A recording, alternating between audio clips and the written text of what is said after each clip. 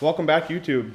It's been a while since I've had an update out in the shop here, but I'm going to give you one today. And so far it's going about as good as it usually does. I basically was gone for a week over Christmas break, and then I got back, and really the week after that I wasn't able to do much. And now we're back out here, and that means the skid loader hasn't run in 2 weeks, and it won't start. And the battery charger was junk, so we had to get a new battery charger. And it's cold out here, really cold. Yesterday it was down to like 16 in the shop, and it was like 0 outside, so thankfully it's holding a little bit of heat in here. But we got the furnace put in, as you can see. And unfortunately, it worked really good when it was in the house because you're pulling 50-degree air in and you're spitting it out at, 68, whatever. But now you're pulling 8-degree or 16-degree air in and you're expecting it to come out at 60, and that just doesn't happen. So it's putting warm air out, but until the whole building is finished, which as you can see it's not, so we're losing a lot of heat pretty much everywhere. But until that's finished, it's not going to keep up with itself. It basically, it runs like it's supposed to, but it burns through a ton of corn, and it doesn't actually raise the temperature in the room at all. And so we're going to light it up one more time because I got to do something to get the skid loader started, and I'm hoping if we can warm it up a little bit that it'll start. And so I'm going to fire it up, and I'm going to hook this ducting onto it that came out of the house, and we're going to run that over to the skid loader engine. And like I said, it puts out warm air, but it's not going to be enough to heat the room. But hopefully that warm air can warm the skid loader engine up a little bit, and then maybe we'll see if we can get it started. I've done a few other little things. I got this bolt bin put in, and the shelving and stuff underneath it. And then I added another shelf over here under the chop saw for the battery chargers.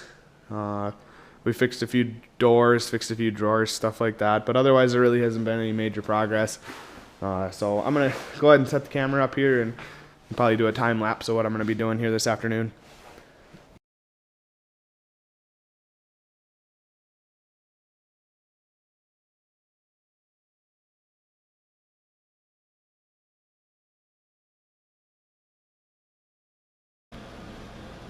Well, guys, while we're waiting for this little experiment to achieve what I'm assuming is probably going to be great disappointment, I'm going to probably start working on some other shelving or something. I do have another bolt bin that I need to bring in that will go on the wall next to this one. And so I suppose I could probably do that. I need to get the fuel caddy filled up with gas. So we got some gas on the property for the 40/20 and whatnot, and so I could do that. Yeah, so I'll probably start doing something. I'd probably go get gas first, I guess, because I think the 40/20 is about out anyway, so I'll go plug that in and get it started warming up, and then I'll go get some fuel, and we'll bring that other bolt bin in and get that mounted up, and then hopefully by that time this has made somewhat of a difference here. So, well, guys, my block heater worked and the skid loader's running now, and so we're going to get back to work. Thank God, because I feel like I've been sitting here looking at this place for a long time, not getting anything done. But while we were waiting for the skid loader to warm up, we also got this bolt bin here put up. It's not permanently mounted yet, but it's a good start.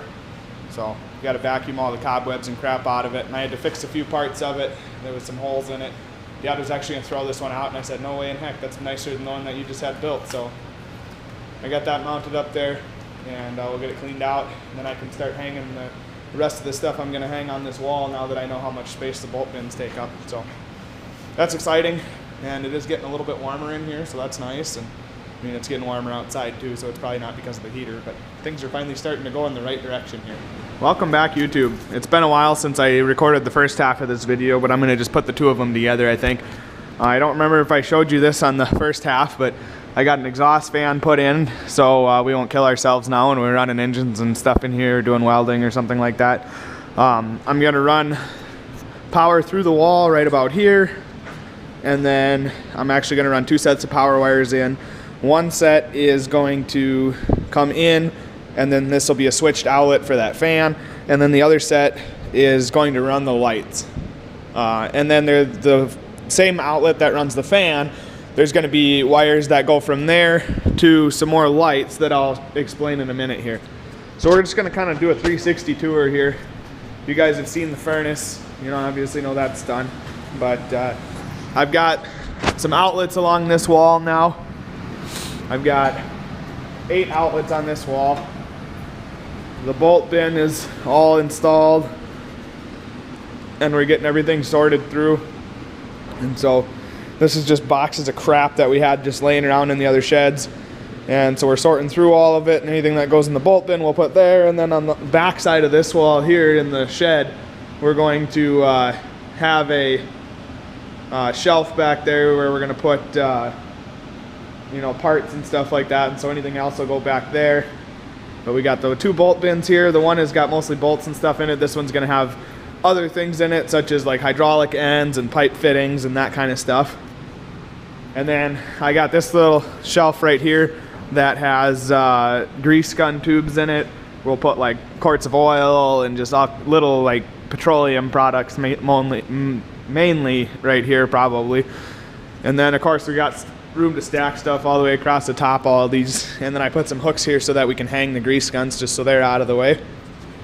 And here's my other outlet right here.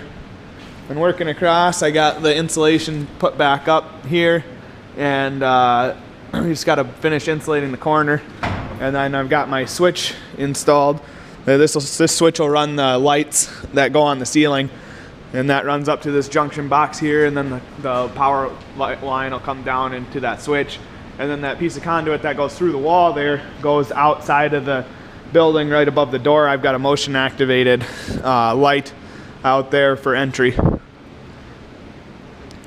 I picked up some more countertop from the same guy I got all the rest of the stuff from. This is like 6 foot by like 42 inches, I think. And so I'm going to rip it down the middle. So we'll have 12 feet by 22 inches. Or, yeah, because I think it was 44 inches, so it'd be 22 inches.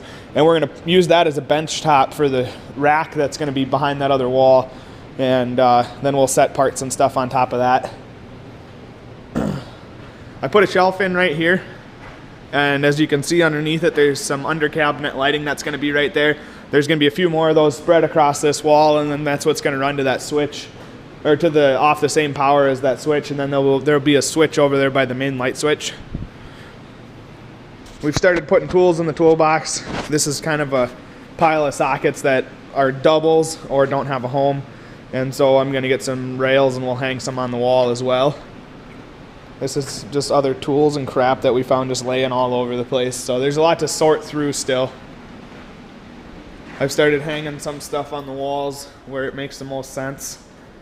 I got some spade bits hung up by the drill press, and I got some screwdrivers hanging over here. Here's another shelf I put in. And then if we hang tools on the wall at all, they'll hang underneath this shelf here for the most part.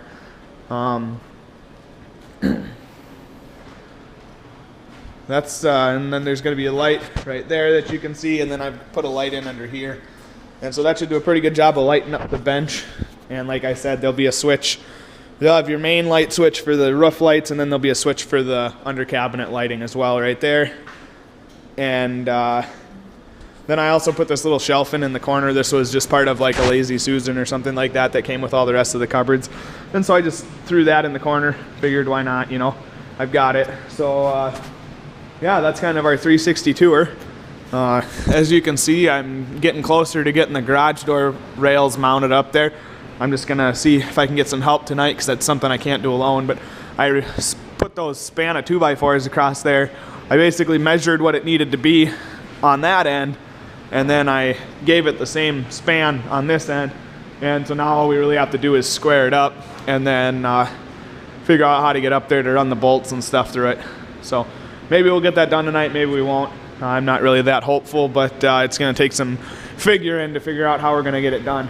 But yeah, we'll leave you at that for now, and hopefully I get some more videos to you here on this. I know it's been a while since I've had one out, and I've just been busy and haven't been getting a whole lot done down here. But yeah, hopefully we can get you some more video here soon. But leave a like, share, subscribe, and check back for more. Thanks.